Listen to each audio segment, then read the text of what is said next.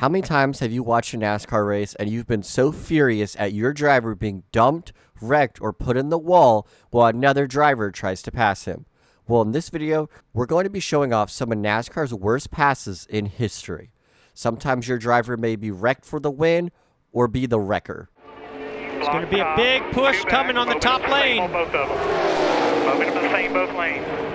Boy, this He is going needs to to take... move to the top lane. Going to have to be quick. Going to have to be quick. Almirola up to cover. Dillon, where will Dillon's he go? going to get there. Oh, into Almirola. Around he goes. Good. One of the worst ways to win, especially in the Daytona 500, is to wreck your competitor. Austin Dillon turns Aric Almirola down the backstretch for the 2018 Daytona 500.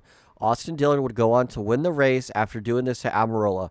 Almirola was extremely gracious in his post-race interview, but you know it was heartbreaking. There's most likely going to be a common theme in this video, and it involves Joey Logano. One of Joey Logano's more recent dirty moves to win a race was the 2022 Darlington race. Instead of trying to race William Byron head-to-head with 2 laps to go, he decided to not lift and put the bumper to the back of William Byron, pushing him all the way up in the wall, costing Byron a good finish that day. Joey Logano goes on to win, and it is one of the most ugliest ways to win a NASCAR race. Coming to the white. It's the last lap. Oh, He is. Oh, into the wall. Logano goes by. Wow. White flag. Do you 1 think that lap was to a go. bump and Sponsored run? by Credit One Bank. Wow. Inside. Carl Edwards, can he make it stick on the outside? Brad thought he had the best car all night. Took the inside line on the restart. This is going to be down to the wire. High touch. He spun out. Carl gets into Keslowski. Carl Edwards will win. That's it. Checker They flag. stack up on the Man, you are the man. He deserves it. Good job.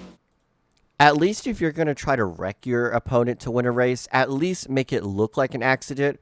Well, Carl Edwards turned a hard left into Brad Keselowski's right rear quarter panel, sending him head-on into the wall, causing a massive accident. Edwards, in his post-race interview, was not really sorry for the huge accident he caused and the accident that took out Brad Keselowski to win that race. Edwards and Keselowski had a feud going on in this time, so it was understandable from Edwards' perspective. If you accidentally or intentionally wreck your opponent to win a race, at least win the race. Well, Chase Elliott failed miserably on this. He decided to go side by side with Ryan Blaney in the final chicane, making contact, spinning Blaney into the wall. Elliott had the lead for just a little bit, but he didn't have enough speed and momentum off the final corner to take the checkered flag. Kyle Busch ultimately passed him, and Rowdy Busch took home the victory that day.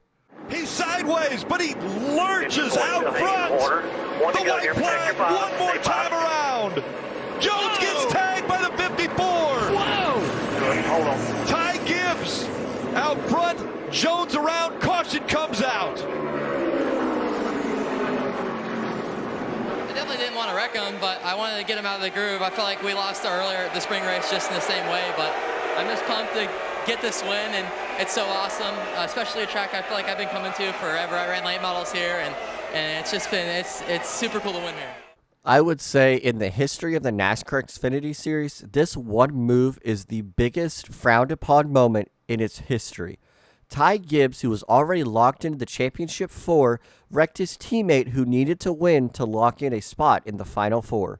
Ty Gibbs wrecked his teammate Brandon Jones entering turn 1 on the last lap at Martinsville, and that moment right there, he became the villain. Elliott right on his back bumper, looking to the inside at 10. They make contact. Elliott spins the 3 into the tires, and Chase Elliott trying to hang on. Across the stripe he'll go. Elliott wins in Canada. Chase Elliott is one of, if not the most sneakiest drivers who actually races pretty dirty. Chase Elliott took home his first ever Truck Series win by wrecking Ty Dillon at Canada. Really lost his entire race car and able to 22 to catch him. Here comes the 22. He's closed the gap all over the back bumper now as they've caught the slower traffic. And around goes the 20, sideways in front of the 22. Kenseth slides. Caution comes out.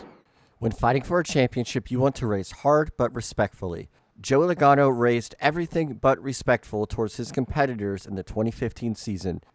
Entering the Kansas playoff race, he was already locked into the next round. Matt Kenseth was not. Matt Kenseth was defending his position on Joey Logano cleanly. Joey Logano had the opportunity and just decided to wreck Matt Kenseth entering turn 1 at Kansas, ultimately putting Matt Kenseth out of the playoffs. Goes up the hill. Let's see if he can get a bite on the bottom of the racetrack. They'll be side by side down the back straightaway. Ooh, man, that was tight off turn 2. He's got him. I believe he's got him this time. Oh, he turned him. No. Oh, he turned him. No. Now here comes Clint Boyer to take the yellow flag. Oh, no. This was the night that Kyle Busch became the villain in the NASCAR Cup Series, and it lasted for decades to come. Kyle Busch wrecked Dale Earnhardt Jr. either on purpose or on accident, and he became the villain after that night. This would have been Dale Jr.'s first ever points-paying victory for Rick Hendrick in his inaugural season with the team. Kyle Busch has already had a dominant season picking up wins at multiple tracks. They were both racing hard, and this was the outcome of the race. The answer, and Bowman wants to steal it. No, that he'll get the chance. Bowman's under him. Oh my God. Chastain's gonna have to move them both. You're gonna have to move them both. Oh, He is. oh. And around goes Allmendinger off the bumper of Chastain. And Ross Chastain beats and bangs his way to turn 20 and off the corner to the checkered flag. During the first ever race at COTA with the new next-gen car, Ross Chastain and A.J. Allmendinger had a fantastic finish, but it ended poorly for A.J. Allmendinger. Ross Chastain decided to plow into the rear bumper of A.J. Allmendinger entering the second to final corner. A.J. Allmendinger went spinning into Alex Bowman, and Ross Chastain took home the victory. He getting a little wider. There he goes. Junior. Oh, no! There's 25. Hook to 48. It takes out Earnhardt and Jimmy Johnson. Caution is out. The leaders had already taken the white flag. So is it going to be the 25 or the 9? As a Dale Jr. fan, this still haunts me to this day.